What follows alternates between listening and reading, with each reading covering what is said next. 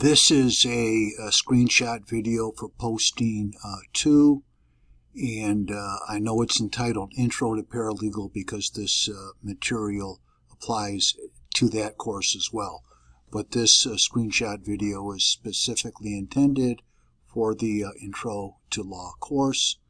And the first thing we want to do is identify the material in the posting that talks about how a person becomes a licensed attorney in the state of New York. And this would essentially apply to all the other states as well. So we have educational requirements, and that basically would be a 4-year undergraduate bachelor's degree, and then eventually a law school degree, which is a 3-year program. Before getting into law school, however, one has to take an exam. The law schools are going to require it, either a law school aptitude test or a graduate record exam, which is known as the GRE. The law school aptitude test is known as the LSAT. What I point out is that the admissions process for law school is competitive. There's about 250 law schools spread across the country. So if one would want to get accepted into a law school, one would want to get the best possible undergraduate average and score as high as possible on either the LSAT or the GRE.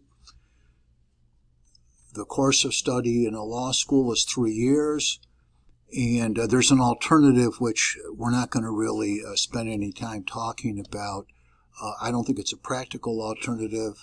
It contemplates study of law in a law office under the sponsorship of an attorney, and I think most attorneys are simply too busy to really accommodate that process.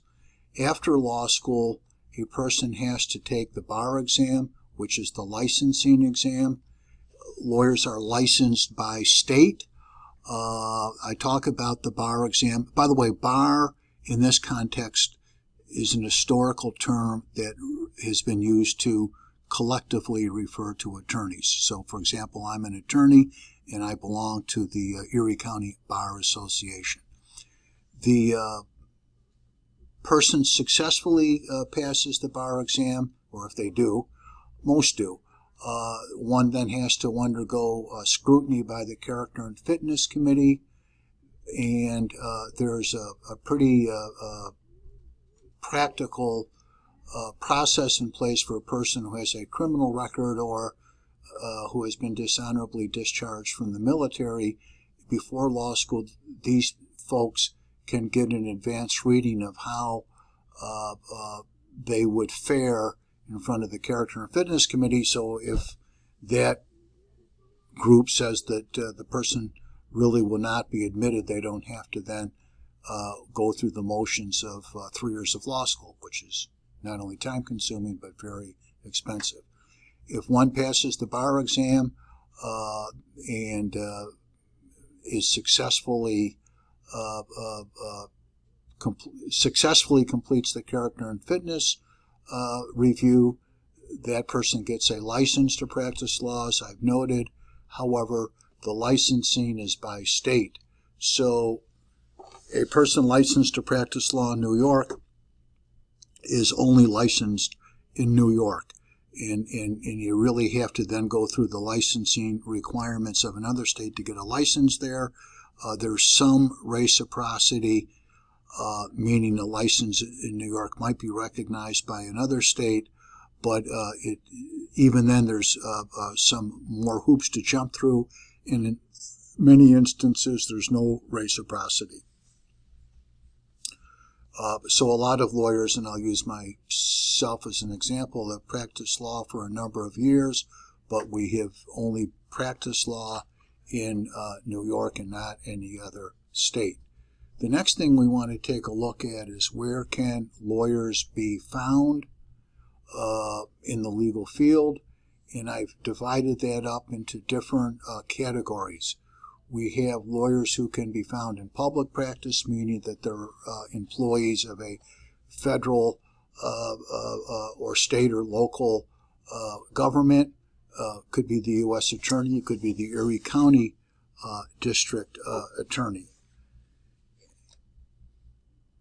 Some lawyers might be working in what I've identified as a publicly funded law office, such as legal aid or the public defender's office. They're not really an employee of the government, but some type of public money, governmental funds are used to run the office. Most lawyers, it would seem, are in what we could call private practice, and that could range from a lawyer in a law firm that has offices around the world, or a lawyer working by herself in a small neighborhood office in Buffalo. But these lawyers are in private practice. And I point out, again, that there can be different size groups. So you could have a large law firm, you could have a medium-sized law firm, small law firm, solo practitioners. Some attorneys work in what we could call in-house counsel, and that means that there is a business or perhaps a NGO, a not-for-government organization, that has hired that lawyer to work as an employee. National Grid, I know, has in-house counsel. Recently, I was talking to a student who's a paralegal at a private corporation, and that corporation has in-house counsel. This last paragraph is really intended for the introduction to paralegal course, so we don't have to worry about it for our purposes for this course. We just basically have surveyed, the one important group of players, attorneys, how that lawyer has gone through a process to get a license and where we might find that lawyer working. So that'll conclude this screenshot video. And let me just postscript what I want to do at this point. The next thing you'll see in the content is a link to how judges are selected. And I noted in earlier material in this course that along with lawyers, judges are big players in the legal system. For now, let's just take a look, or you take a look at that posting. We see the judges at the federal level are appointed, and most of our federal judges in the federal courts are appointed for life. And at the state court level, we can have judges elected depending upon the state. Some are appointed. It's a quick one-page summary that is useful to look at. We'll have an awful lot more to say about judges when we get into our next area regarding the sources of the law. So that will finally conclude this screenshot video. Thanks.